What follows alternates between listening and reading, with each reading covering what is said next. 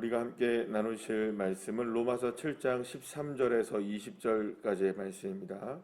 로마서 7장 13절부터 20절까지의 말씀,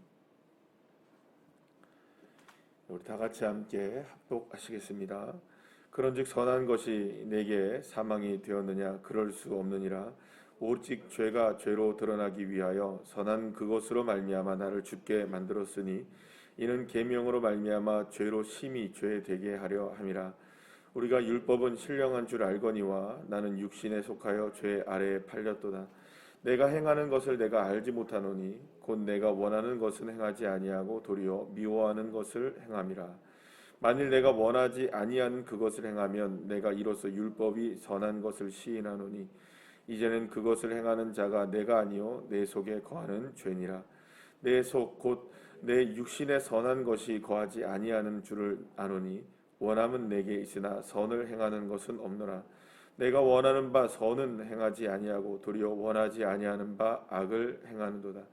만일 내가 원하지 아니하는 그것을 하면 이를 행하는 자는 내가 아니요 내 속에 거하는 죄니라. 아멘. 할렐루야. 사실은 그 아주 악한 사람 혹은 정말로 뭐 스스로를 인간이기를 포기한 뭐 그런 사람들을 제외한다면 우리가 영화에서나 뭐 드라마에서나 보는 그런 악한 사람들, 요즘에 그 드라마가 뭐 지금 하고 있는 것 같긴 한데 뭐 펜트하우스 같이 서로가 서로를 막 죽이려고 하고 어떻게든 뭐 악하게 살려고 하는 그런 사람을 제외한다면 대부분의 사람들은 스스로가 악한 일을 한다고 생각하려고 하지 않습니다. 대부분은 선하게 살려고 하고 대부분은 착하게 살려고 하고 대부분의 우리 여러분들도 마찬가지겠지만 많은 분들은 법 없이도 살아갈 수 있는 그런 분들이 우리 주변에 굉장히 많이 있습니다. 사실은 대부분 착하죠. 다 착하시고 그래서 뭐 우리 주변에는 대부분의 분들은 뭐 코로나 시대가 와도 마스크 쓰라고 하면 마스크 잘 쓰고, 그죠? 또 백신 맞으라고 하면 뭐 여러 가지 문제가 있다고 얘기를 해도 그래 맞아야지 뭐 이렇게 다들 착하게 생각하고 살아갑니다. 특별히 악한 사람이 아니라면 정말로 뭐 그런 사람들은 뭐 10명 중에 한 명이 있을까 말까, 뭐 100명 중에 한 명이 있을까 말까 하자. 10명 중에 한 명도 너무 많죠, 그죠? 사실은 100명 중에 한 명도 그런 사람이 그렇게 많지는 않습니다. 그렇기 때문에 사실은 누가 스스로가 원해서 막 악한 일을 막 일부러 저지르거나 혹은 막 그렇게 하는 사람들이, 물론 우리가 TV에서 보는 사람들은 많죠. 뉴스나 그런 데에서 드러나는 사람들은 정말 많지만 만약에 그런 일을 저질렀다 하더라도 때로는 뭐 물론 이게 면죄부를 주는 건 아니지만 어떤 악한 일을 했다 할지라도 어떤 상황 속에서는 불가피하게 그렇게 이어지는 일들도 사실은 때로는 있습니다. 그죠? 뭐 모든 게 다 그렇지 않다 하더라도 사실은 그래서 지금 말씀드리려고 하는 건 뭐냐면 누가 원해서 그런 일을 그렇게 악하게 하려고 하는 사람들이 그렇게 많지가 않다는 겁니다. 사도 바울은 지금 우리에게 그 이야기를 하고 있습니다. 오늘 본문의 15절 말씀을 보면 이렇게 얘기하죠. 내가 행하는 것을 내가 알지 못한다, 이렇게 얘기합니다. 그러니까는 나도 지금 사실은 악한 일을 스스로가 하려고 애쓰는 사람이 아니라는 겁니다. 선한 일을 하려고 사실은 애쓰지 악한 일을 하려고 애쓰는 사람은 아니라는 겁니다. 그런데 돌이켜보면 내 삶에 이렇게 돌이켜보면 쌓여있는 것들이 뭐라는 겁니까? 죄밖에 없다는 거예요. 희한하다는 거예요.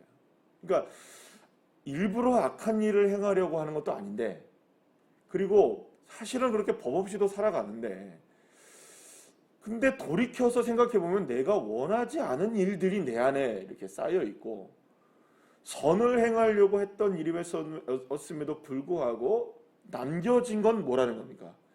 이상하게도 악한 일이 남겨져 있고, 그러니까 알다가도 모르겠다는 거예요. 그러니까 우리가 적극적으로 막 선한 일을 행하려고 노력을 한다 할지라도 사실은 돌아보면 어떤 일이 벌쳐지느냐, 이렇게 악한 일이 있게 되고, 그러니까 사실은 이게 알다가도 모르겠다는 거예요. 그러니까 사실은 아주 정직하게 우리가 한번 생각을 해본다면 앞에 있는 말씀드렸던 우리가 웬만하면 악한 일을 안 하려고 노력하고 살아가지만 선하게 살려고 해도 사실은 뭐가 남는다는 겁니까? 악함이 남는다. 그럼 여러분 우리가 정직하게 우리가 한번 스스로를 생각해 보면 예수 그리스도의 십자가의 은혜로 더 이상 죄에 대해서는 우리가 문제가 해결된 것이 그리스도인 아니겠습니까? 그러니까 다른 사람들은 몰라도 그리스도인들이라고 한다면 적어도 우리가 은혜를 받은 사람들이고 죄에 대해서는 해결을 받은 우리들임에도 불구하고 사실은 우리가 선한 일이 쌓여져 있어야 될 당연한 그것이 선한 일이 쌓여져 있는 게 당연한데 사실은 우리도 예수님의 은혜로 십자가의 은혜로 구원을 받고 죄의 문제가 해결되었음에도 불구하고 우리들조차도 쌓여져 있는 것이 혹은 죄이고 달려가는 길도 사실은 아닌 것 같지만 그 죄의 길을 달려가고 있는 모습들을 우리가 부인할 수가 없다는 겁니다. 그러니까 예수님 안 믿는 사람들이야 뭐 그분들은 어쩔 수가 없는 지금 상황이잖아요. 뭐 죄가 해결이 안 됐으니까. 적어도 우리는 죄에 민감하고 죄를 해결한 사람들임에도 불구하고 그렇다는 거예요. 뭐 뉴스를 보니까 그렇게 술 마시지 말라고 하는데도 아니 그렇게 술 마시지 말고 좀 집에 가서 있어라 얘기를 해도 지하실에 어떻게 깜깜하게 그것 장치를 하는 게 더 골치 아플 것 같아요. 그죠? 근데 그렇게 가는 거예요. 어떻게든 먹는 거예요. 다 그렇게 하는 거예요. 왜 그럴까요? 뭐 근데 그분들이야 예수 안 믿으니까 예를 들어서 술 그렇게 진탕 마시고 하는 사람들이 예수 믿는 사람 물론 그 중에 뭐 있을 수도 있겠지만 대부분은 아니겠죠, 그죠? 그렇게 믿고 싶습니다, 그죠? 근데 그런 사람들이 어쩔 수 없겠죠. 뭐 그렇게 뭐 죄 짓는 게 당연하게 죄 짓는 거니까. 근데 우리 같은 사람들은 예수 믿고 교회 열심히 나오고 말씀 열심히 듣고 기도하고 헌신하고 충성하고 봉사하고 그렇게 예수의 은혜로 산다고 하면서도 우리는 왜 그럴까? 문제는 그리스도인이라 해도 내가 행하는 일이 사실은 무엇인지 내가 알지 못할 때가 굉장히 많다는 것입니다. 악하고 죄악의 삶에 찌들어가는 여전히 우리가 거기에서 벗어나지 못하고 있는 사람들이 많이 있다는 겁니다. 그러니까 많이 있다는 게 아니라 사실은 거의 모든 대부분 그러니까 예외 없이 그죠? 예외 없이 나는 괜찮다라고 이야기할 수 있는 사람이 아무도 없다는 겁니다.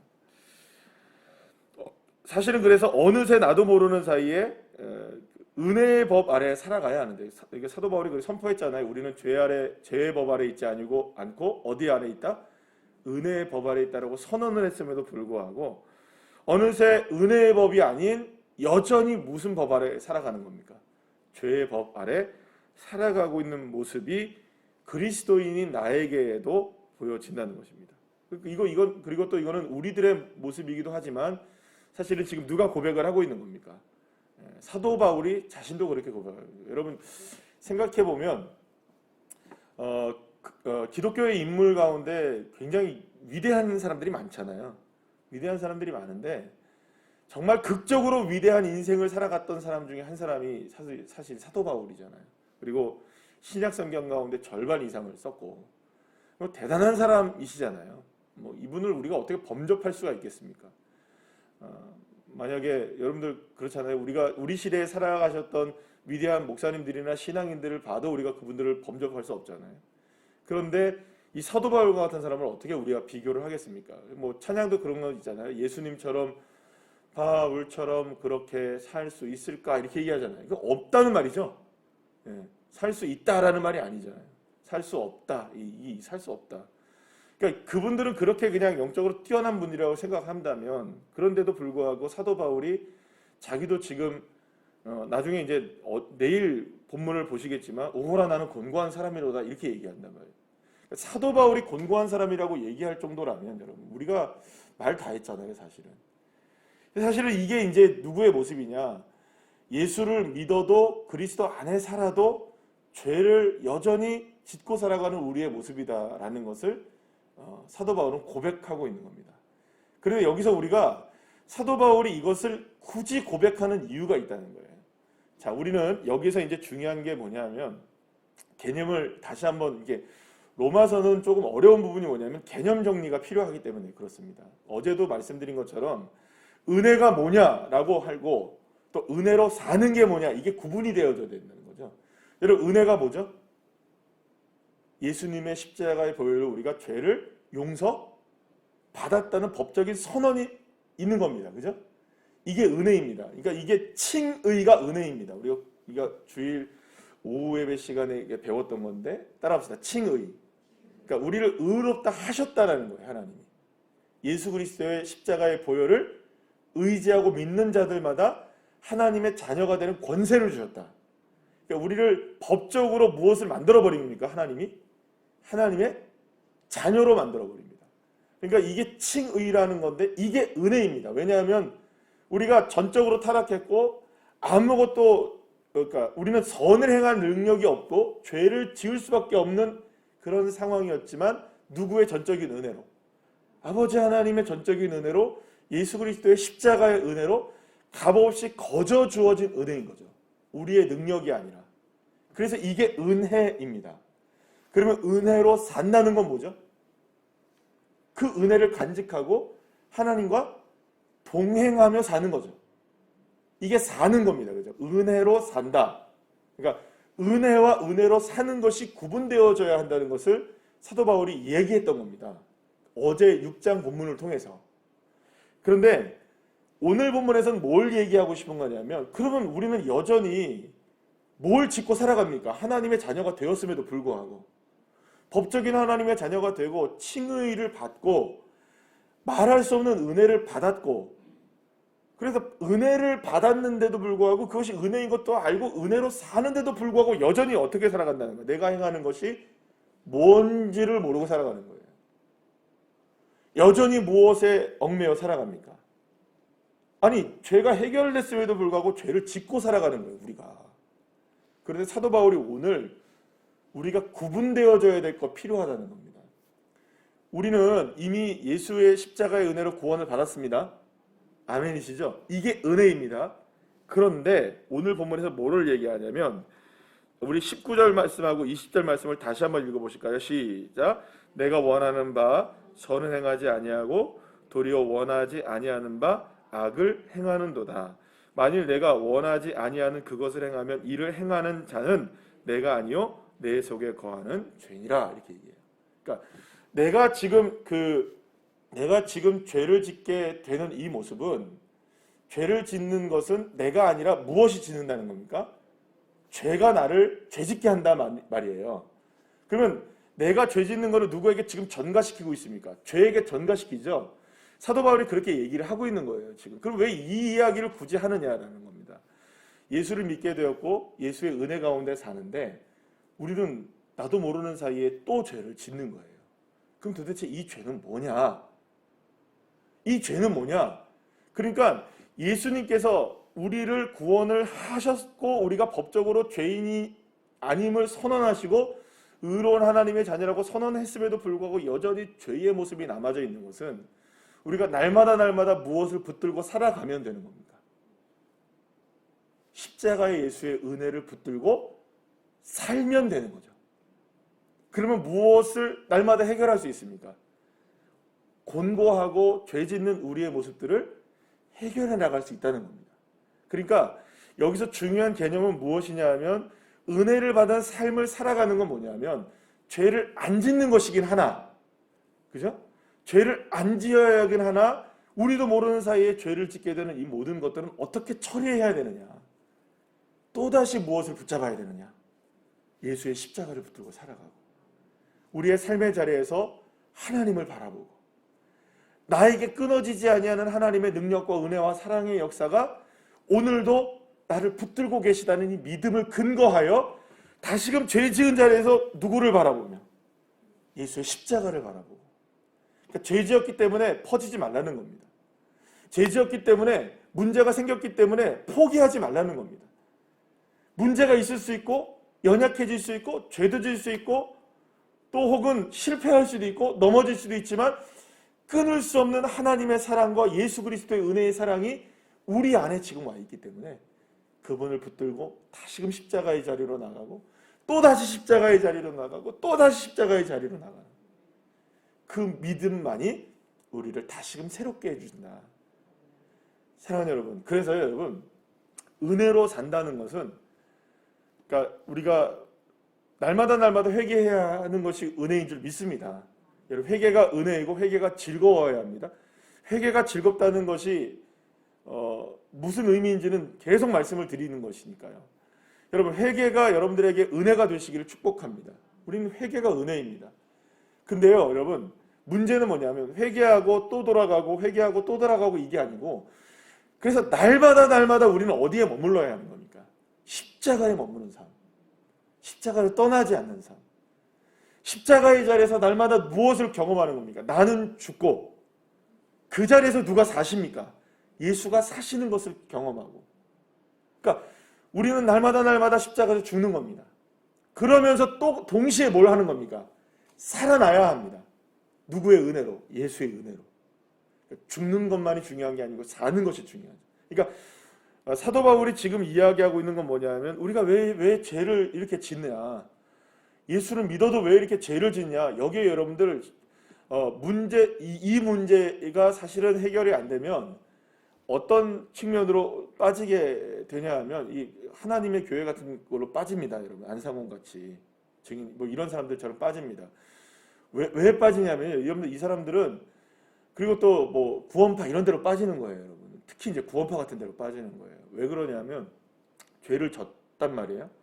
그러니까 죄를, 이 사람들은 뭐냐면 과거, 현재, 미래의 죄를 다 주님이 용서하십니다. 이건 맞습니다. 그죠?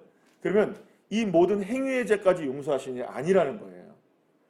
그러니까 우리가 이게 법적으로 선언되어진 겁니다. 예를 들어서 어제 말씀드린 것처럼 생각해 볼 때, 둘째 아들 여러분 생각해 보시죠. 그러니까 그 탕자에 비유해서 둘째 아들은 아버지에게 용서를 받았습니다. 그죠? 아버지에게 용서를 받았어요. 허랑방탕하게 살다가 돌아와서 용서를 받았어요. 잔치도 버리고 아들답게 이제 회복이 되었습니다. 그러면 단 한 번도 그 이후로 아버지의 마음 속상하게 하지 않았을까요? 속상하게 했을까요? 안 했을까요? 아유, 당연히 뭐 100배, 1000배 했죠. 살아가는 날 내내 아마 누구 마음 속썩였겠어요, 여러분. 예. 그날도 속썩였을 수도 있어요, 그죠? 그 잔치를 벌인 날도 뭐 큰아들만 속썩인 게 아니라 작은아들 그날 속썩일 수 있어요, 그죠? 예. 그 다음날 속썩일 수 있어요, 또. 그러면 여러분, 그렇다고 아버지의 아들이 아닙니까? 여전히 아버지의 아들이죠. 죄를 지어도 잘못을 해도 똑같이 잘못을 저지러도 아버지의 아들이에요. 그러나 중요한 건 뭡니까? 그 둘째 아들은 그 집을 벗어나지 않아요. 그리고 아버지한테 뭘 했을까요? 아버지, 생각해보니까 잘못했습니다. 얘기했을까요? 안 했을까요? 이 아들은 그랬을 거예요. 싸우기도 하고 아버지랑 다투기도 했겠지만 또 돌이켜 생각하면 그 은혜를 생각하는 거예요. 아, 나를 용서하신 아버지인데. 집 나가지 않았을 거예요. 어디에 머무는 겁니까? 계속 아버지의 그늘 밑에 있는 거예요. 여러분, 이게 은혜로 사는 겁니다. 그러니까 실패할 수 있습니다. 넘어질 수도 있고 죄를 지을 수도 있고 문제가 해결이 안 될 수도 있고 방황할 수도 있고 또 넘어질 수도 있고, 실패라는 단어가 우리에게 꼬리표처럼 달아달릴 수도 있습니다. 날마다. 아, 이게 정말, 그래서 그런 분들이 계세요. 그러니까 이게 신앙을 이렇게 하다 보면 문제가 이렇게 계속 쌓여가시는 분들이 사실 있거든요. 왜냐하면 우리 그 사람만 그런 게 아니라 다 그래요, 여러분들. 아니, 문제가 안 쌓이는 분들이 어디 있습니까, 여러분? 여러분, 문제가 안 쌓입니까? 계속 쌓입니까? 근데 이상한 건 뭐냐면 여러분들은 다 없는 것 같아 보여요. 제가 봐도. 서로가 서로를 보면 다 없는 것 같다니까요. 그런데 다 있다니까요. 근데 어떤 분들은 저한테 그렇게 얘기를 하세요. 목사님 죄송합니다. 목사님 죄송합니다. 뭐가 죄송하세요? 매번 이렇게 기도의 제목을 부탁드려야 되고 또 문제 때문에 목사님한테 이야기를 해야 되고. 근데 여러분, 그분들이 한두 분들이 아니세요. 걱정하지 마세요. 다 똑같이 살아가세요. 예, 아멘이시죠?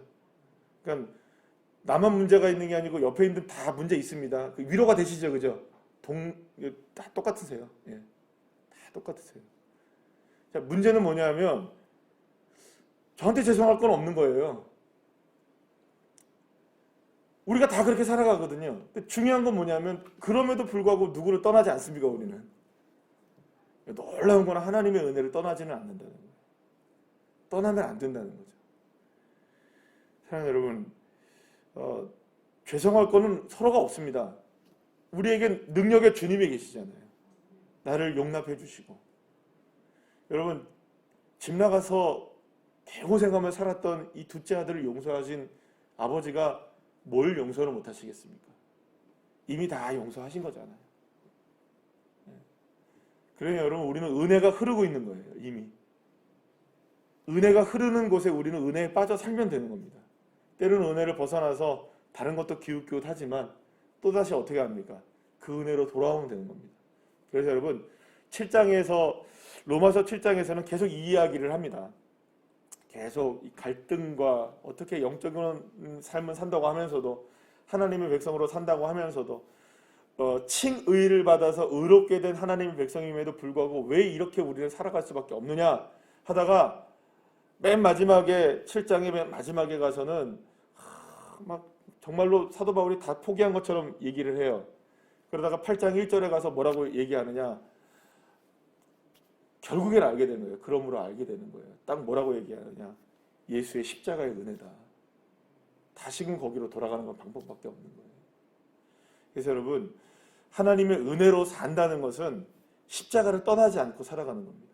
날마다 그 자리에 머물러서 주님을 바라보며 우리의 삶의 동행의 순간에 이 두 단어를 잊어버리면, 이 두 문장을 잃어버리면 안 됩니다. 나는 죽고 살고. 누구에게서?